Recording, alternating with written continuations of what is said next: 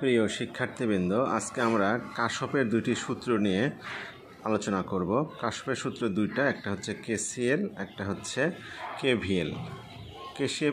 KCL এর পুরো নাম হচ্ছে কাশ্যপস কারেন্ট ল, একটা হচ্ছে কাশ্যপস ভোল্টেজ ল।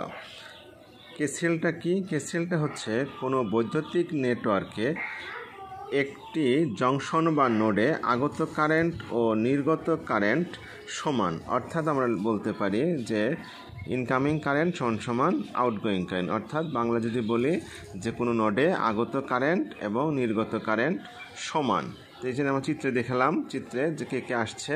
আগত কারেন্ট হচ্ছে I1, I3, I5 এবং নির্গত কারেন্ট হচ্ছে I2, I4 আর I6, এইদের সমষ্টি সমান। এখন আমরা যদি যাই কেসিএলে, কেসিএল হচ্ছে কাশ্যপস ভোল্টেজ ল।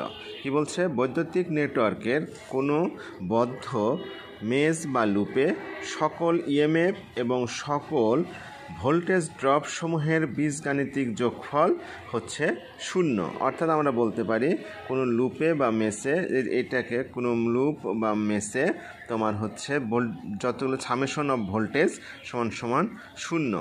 আমরা ব্যাখ্যা হিসাবে বলতে পারি, এই চিত্রে এখানে দেখিয়েছি, এই চিত্রে আমরা এটাকে লুপ 1, এটাকে লুপ 2 ধরেছি।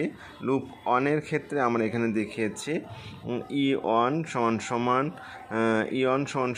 IR1, অর্থাৎ যেটা IR1, তারপরে হচ্ছে -IR2, তারপরে দেখছি এটা হচ্ছে I1 R3, এটা সমান 0।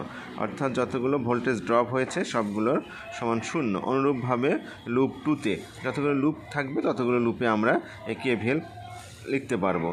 এবং এই দুটো সমাধান করলেই আমরা কেভিএলের থেকে কাঙ্ক্ষিত ফলাফল পেতে পারবো। ধন্যবাদ সবাইকে মনোযোগ দিয়ে দেখার জন্য। Please subscribe this shorts. Thank you.